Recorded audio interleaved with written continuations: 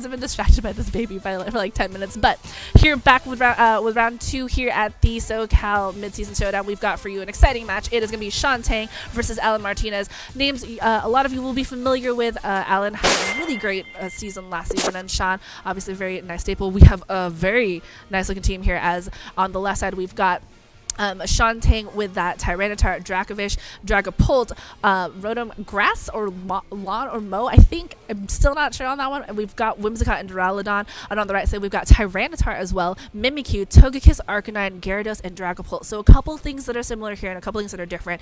Duraludon on Shawn's side, we've seen pop up a lot thanks to the fact that its stalwart ability ignores things like Follow Me. Dracovish, a very popular Pokemon thanks to its strong jaw and the fact that Vicious Wren does a lot of damage if it does go first. The Rotom version here on Shawn's side, not quite as popular as much as Rotom Wash is. And then on Allan's side, Mimikyu, I think is actually a very interesting choice. So Mimikyu, for the last couple of seasons, has been a very good Pokemon because of the fact that Disguise made it so that you don't take any damage, right? And you pair that with a Focus Sash, and Mimikyu is kind of unstoppable. However, this season, Mimikyu did get a change to Disguise. So now when your Disguise is broken, you take 1/8 damage into your HP.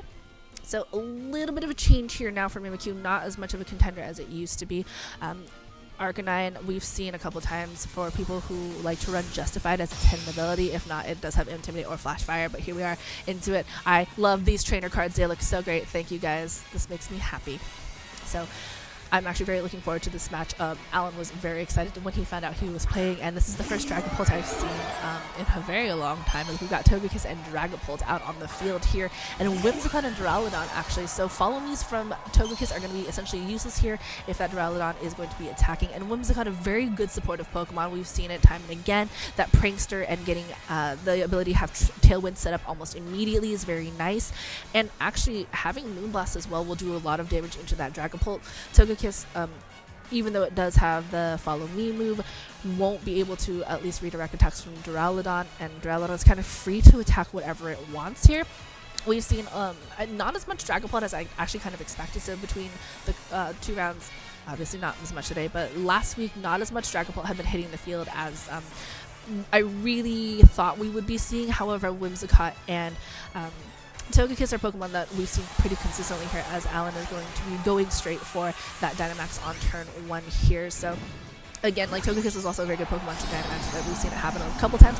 And just like right now, we are going to see that Togekiss go for the Dynamax. We've seen Max Airstream, Max Starfall, and Max Flare from various other Togekiss, not from just this week, but from other tournaments and tours that have been happening for Sword and Shield. But Togekiss, a very good contender in terms of damage output. And actually, Shawn also going for the Dynamax on this turn.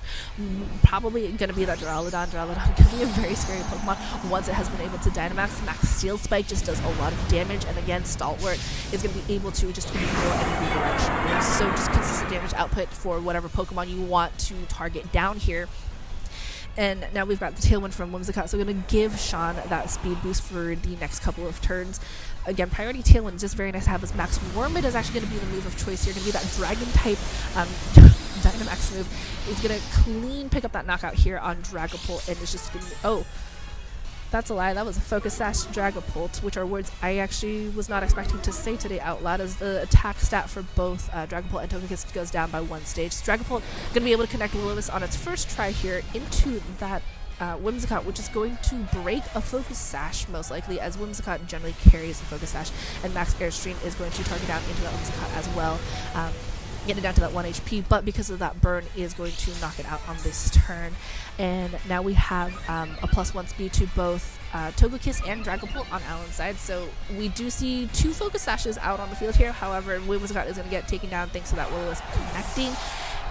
And now we've got the Duraludon, which is at Dynamax, and then whatever Pokemon Shawn is going to send out this turn. Dragapult is going to be around to have to either take a hit or be able to hit something, because Togekiss is also Dynamax and won't be able to be hit by Max Whirlwind. However, anything like Max Steel Spike is a different story here. So I think Allan is a pretty good position right now because Dragapult can either go for some offensive pressure, and it does have that +1 to its speed thanks to that max airstream that we just saw from Togekiss. We are going to get Tyranitar from onside of the field, and so the hidden ability from Tyranitar, which is going to be that Sandstream, is going to bring up that Sandstorm. So even if Dragapult doesn't get hit by any Sandstream, Sandstream will not get out thanks to the Sandstorm it just conjured. So Pokemon on Allan and Shawn's side, the Dynamax Pokemon are going to be, this is going to be a turn 2 out of 3. We have seen at least Max Wormwind from that Duraludon, and we've seen Togekiss go for the Max Airstream, which again now gives a +1 in speed to both Dragapult and Togekiss. And so Allan giving himself a little bit of a speed advantage here. Tyranitar is actually a very scary Pokemon. Again, a Pokemon that has seen a lot of play in the formats that has been available, and Sword and Shield is no different right now. Having that ability for just a lot of power is really nice, but Dragapult is actually going to get withdrawn here. Just only has that 1 HP as Gyarados is going to be out on the field this time. Gyarados is going to have the Intimidate as opposed to Moxie. Again, kind of just up to the player's choice on what they want to do, as Intimidate is going to lower the attack speed of both Duraludon and that Tyranitar. As Max Steel Spike now going to connect with that Togekiss, going to be super effective damage, but that Intimidate really coming in handy here as it only gets it down to about half HP here from that Dynamax, as the defense does rise though for both of Shawn's Pokemon, which would be nice, but Togekiss is generally a special attacker, and it now has that weakness policy procced, so that's a +2 to its special attack. Tyranitar going to be faster though. Togekiss avoiding the attack, which is really nice. It doesn't take any extra damage, but Gyarados taking it down to about half health here. Does proc a berry though, so that Citrus Berry is going to be able to heal it up just a little bit here. And Max Starfall at +2 now is going to go into that Duraludon and does just an insane amount of damage here. Almost gets it into the red, not quite. Does bring up Misty Terrain, and again, Misty Terrain is going to make it so that any Pokemon touching the ground are not going to feel the effects of any sort of status affliction, so you can't get burned, poison, etc. there. All the Pokemon here are going to take some, Allan's Pokemon are going to take some residual damage from Sandstorm, but Duraludon took a lot of damage on that turn, and Togekiss did as well. So we did see that Tyranitar was faster, was able to get the Rock Slide before Togekiss managed to move. So now we know at least that Shawn has a little bit of an advantage in this case. Duraludon's still going to be able to do a lot of damage with Max Steel Spike, but that Gyarados is going to be a little bit more threatening, and now I think even with that Rock Slide, that damage, the Gyarados might go down. It'll probably be close here. We did only see it get down to about half health because, again, the Intimidate from Gyarados made it so that those attacks didn't do as much damage as they could have. There's also the extra turns of the extra damage that you get from Sandstorm at the end of all the turns, as Max Guard is going to be the last max move that Togekiss uses on this turn, but Max Lightning instead going to go into that Gyarados, and it's going to easily pick up that knockout here, and is going to rewrite that Misty Terrain into Electric Terrain. Gyarados is going to go down on this turn as well, so now we've got Dragapult and whatever Pokemon Allan has as his last Pokemon here. Gyarados was really only able to stay around here for 1 turn, took a Rock Slide, but Tyranitar's Rock Slide is not going to connect thanks to that Max Guard that Togekiss uses its last move of choice, and is going to take some residual damage from that Sandstorm. And now it's going to be Arcanine, so another potential Intimidator here, as that is the last Pokemon here that Allan is going to reveal, and Duraludon and Togekiss are going to end their Dynamax turns. That was all 3 turns here. Duraludon able to take out 1 Pokemon on its last turn, and no Intimidate actually from Arcanine, so potentially a Flash Fire, not a very usually see or Justified. And Justified is actually pretty interesting because it will raise your attack stat every time you get hit by a Dark Type move, but we don't really actually see a lot of that here from Allan, unless he's banking on his opponents to do that. But Togekiss is going to get withdrawn. We're actually going to get that Dragapult here. That Dragapult, which was that 1 HP, and is going to go down on this turn regardless of what happens because of the Sandstorm damage from here, but Tyranitar actually opting for Protect instead, so it won't get hit by any sort of attack here. And Flash Cannon from Duraludon going into that Dragapult that just switched in easily takes that because it was, again, only 1 HP thanks to that Focus Sash. But Close Combat from Arcanine being revealed here going into that Tyranitar, so again, Duraludon picking up some knockouts here as Tailwind from as Tailwind from that Whimsicott in turn 1 finally expires here, and Allan is able to bring back in his Togekiss. Still looking a little bit worse for wear, as Shawn is at least able to have these full health Pokemon here, but no Tailwind Center any longer. We still have 1 more Pokemon in the back for Shawn. So Allan's going to have his Pokemon put in some really heavy work here to be able to pick up some knockouts. Tyranitar already did protect though, so close combat should be able to at least pick up a knockout here as long as it connects. And Togekiss, again, not able to really, only really able to follow me for Tyranitar, but close combat connecting with the Duraludon instead picks up a knockout on that one, so Togekiss doesn't have to worry anymore about something like Flash Cannon, and is going to be able to go for a single target Dazzling Gleam, if you would like, or goes for the Air Slash. And Air Slash with a little bit of crit, or sorry, a flinch would also be nice, but Rock Slide going to connect with both Pokemon here, and is going to be able to ease. Oh no, does not pick up the knockout here. That Intimidate from Gyarados a couple turns earlier was really nice. However, Togekiss will go down thanks to that Sandstorm, and now we've got this kind of rough moment here. This Arcanine at 8 HP versus a Dracovish, and a full health Dracovish actually, and pretty much full health Tyranitar. Not looking really good for this dog on Allan's side. Arcanine in a pretty tough pickle here, not just to be able to do anything, and we do see a forfeit here from Allan as Shawn takes game 1. So that was kind of a fast game in terms of what just happened, right? So Shawn was able to set up Tailwind in turn 1, and that paid dividends for him because of the fact that all his Pokemon were faster. He made the most out of all of those turns, and that Duraludon was able to pick up knockouts, was able to get the Max Worm win, and just generally was a huge threat to all of Allan's Pokemon. Having the Arcanine there at the end was nice, but I think the most important thing about Allan's team was we saw the Gyarados and we saw the Intimidate. The Intimidate really helping to make sure that any damage output that Shawn has wouldn't be as lethal as it could have been. And I think that Allan really tried his best to sort of take advantage of that. The Dragapult was a little bit of a tough one to watch just because it wasn't really able to do anything. It took a lot of damage, and then it came in and took the was knocked out in place of Togekiss, so was at least able to sort of support things here.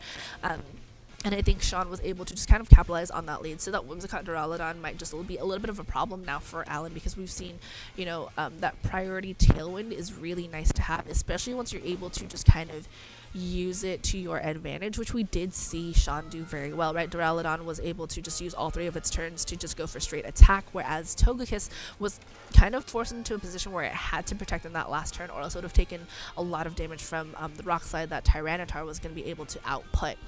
So I think if you're Allan, there's going to be a little bit of a change here. I think we might actually see Tyranitar versus Tyranitar at some point.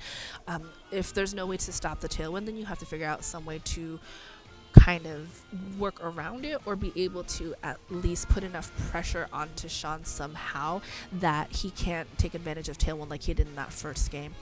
And I think when you kind of look at Allan's team, you've got Arcanine, Gyarados, and Dragapult as the last 3 Pokemon here. Those are very kind of hyper-aggressive Pokemon. Tyranitar is a little bit of an aggressive Pokemon too, but I think the last 3 are a little bit more so. And I think when you have something like that, but don't have a way to get your own speed up as quickly as maybe Shawn did, because again, Tailwind is just so important, then you put yourself in a little bit of a pickle in terms of how do you give him, how do you, as Allan, give Shawn that runaround? And, we'll see if he came up with an answer here in game 2, as we are going to have both of them locked in, and it's actually going to be Mimikyu and Togekiss. So Mimikyu, again, has a little bit of a change this season because Disguise did get changed in terms of its ability, but we have Duraludon and Whimsicott again, so we are going to have possibly actually a Trick Room variant here with that Mimikyu, because Mimikyu, the hard part about Mimikyu, again, you take damage once Disguise is broken. So before, when you could have put a Focus Sash on Mimikyu and given yourself some extra chances to stay alive, Mimikyu will no longer have that ability here. You will still have to worry about that one hit, but Duraludon also ignores, it also ignores, sorry, it does actually not exhaust Outward, but you have to kind of be careful now, I think, as a Mimikyu user, because that luxury of having that sort of second set of a Focus Sash or just a damage absorbing sort of ability is no longer available to you. So I'm actually very curious to see how it's going to work out here, because I'm very, very into the idea of using Mimikyu in this format. We are going to see Allan go again for the Dynamax on turn 1. So again, part of playing this game is trying to figure out when is the best time to Dynamax your Pokemon. We're going to see that Togekiss one more time here. That Togekiss, a very, very popular choice here to go for the Dynamax consistently. does a lot of damage, you know, when you're able to get in a position to do so here. And we are going to see also Shawn going for Dynamax. So a little bit of the same turn here from game 1. We are going to see both Pokemon going for the Dynamax. We did see that Duraludon was able to get a little bit more money's worth in terms of its Dynamaxing turns than Allan. And it was, again, a really real way to stop Tailwind here, but if Allan has that Trick Room, then we might... Ooh, we have Taunt instead here from Whimsicott. So if Allan went for some sort of... Oh, you had Magic Room. Okay, that's...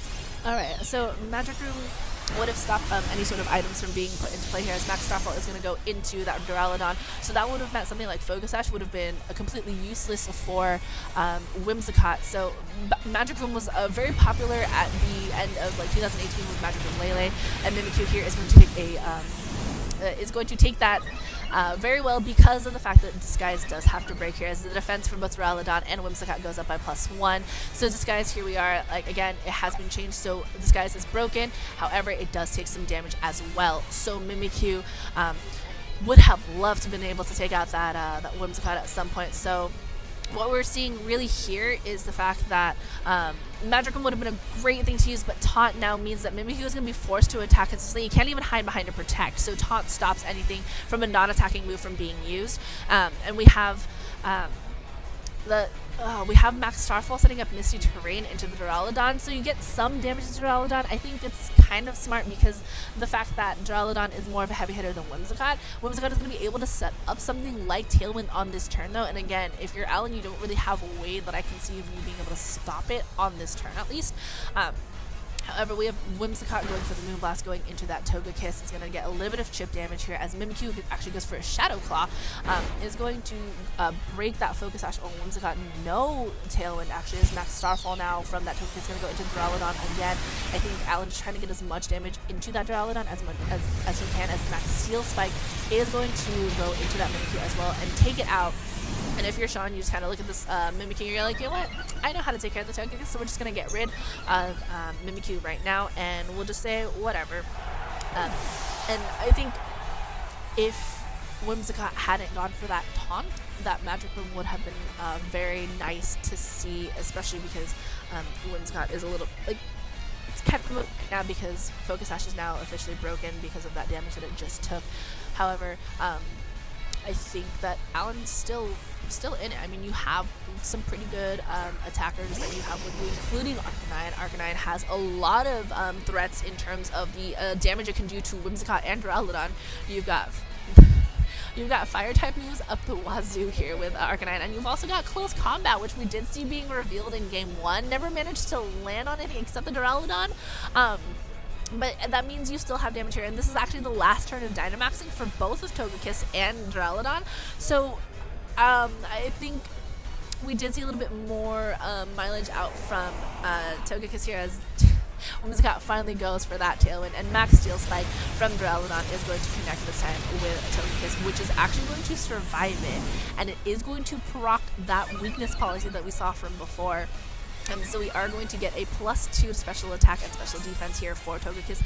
And actually, I think we're at +2 or 3, actually, in terms of defense for both Whimsicott and Duraludon, which is why that Close Combat did not knock out any of those Pokemon. But now we've got Togekiss going for Max Airstream. So I'm going to try to at least close that gap in terms of speed between the Tailwind from the Tailwind side, as Whimsicott is finally knocked out on the 3rd turn here, but both Arcanine and Togekiss get a +1 to their speed. So Whimsicott was able to do its duty. It was able to almost take out a couple Pokemon with it. It was able to at least lend its hand in knocking out that Mimikyu, as now we have Tyranitar on the field in a great position, actually, because it is able to get that Sandstream up, has the Sandstorm, and is in the spot where Tailwind is now readily available for it. We've got the Dynamax turns ending here. So Shawn was able to actually get a lot of usage out of that Whimsicott and the Duraludon. Sure, it took a lot of damage from Max Starfall and did manage to proc the weakness policy on Togekiss. but I think it's done its job quite well, right? You're setting up the stage for the Pokemon you have in the back, and that includes this Tyranitar, which can use Rock Slide. But ooh, that +1 from Max Airstream is going to make sure that this Arcanine is actually faster and is able to get that Tyranitar knocked out. Was not able to do anything at all on this turn. So Allan using the last turn of Togekiss's Dynamax to actually the best of his ability, because that +1 is going to do a lot for this Arcanine. We did see it go before both Duraludon and Tyranitar. Togekiss does get knocked out because of that Flash Cannon. But I think, you know, if Allan's got, I think, whatever last Pokemon he's got here might actually have one. Ooh, but Dracovish, we do know. Oh, and Dragapult. So we do know that Dragapult does have Focus Sash, but Dracovish is actually the more interesting Pokemon here, because if you have it behind Tailwind, and then you've got Strong Jaw, maybe some sort of Band, and then Vicious Wren, which will do just insane amounts of damage. And the problem here is that Dragapult doesn't benefit from the +1 in speed because it wasn't out on the field when Max Airstream hit. And now we've got sort of this situation where Arcanine is fast, but now which Pokemon do you take out first? Because Duraludon is still a problem, but Dracovish, if it's behind, like, it's underneath that Tailwind, and it is going to be a scary Pokemon to kind of go after. And we are going to see that Vicious Wren go first. Is going to go into the Arcanine because it is a bigger threat here. Going to easily pick up a knockout here, not only from that super effectiveness, but from the fact that Vicious Wren does do more damage when it goes first. As Duraludon goes for Dragon Pulse here, is going to do super effective damage into Dragon Pulse, and if it doesn't knock it out, is going to at least break the is going to be able to break the sash here. Dracometer is going to connect here with Dracovish on Shawn's side. Does an insane amount of damage there, not quite enough to get into the red or even a knockout, more importantly, but does take the -2 to special attack for its troubles. And both Dracovish and Dragapult do take some residual damage from Sandstorm, but Dracovish does move first here, and there's not much that Allan can really do at this point. And I think Allan had a really good strategy in the beginning, right? Having Togekiss and Mimikyu as a lead is not something that you'll ever see very often. And so having the ability to use Magic Room is really nice, but I think Shawn was like, you know, I don't want your Mimikyu to do anything, so I'm going to taunt it. And taunt is a very good move to have on Whimsicott, because it stops a lot of things. You stop Tailwind from being set up by other people, and Shawn just managed to take that round, and like that was a very good sort of showcase of why using your Dynamax turns the most that you can is a very good idea, right? We saw Duraludon make the most out of it all 3 turns in Game 1, and in Game 2 was able to at least survive and have Whimsicott set up. I think Allan recovered himself a little bit better in Game 2, but I think Shawn had control of that from the beginning, that Whimsicott Duraludon lead just absolutely demolishing in Game 1, and then being able to set the pace in Game 2. So that was still really good job. I love the idea of Magic Room a lot on Mimikyu, and I love the fact that it has the ability to be used in this format. So we'll see you guys in round 3. We have 7 rounds today, so that'll be fun, and we'll see you guys in a little bit. So don't go anywhere.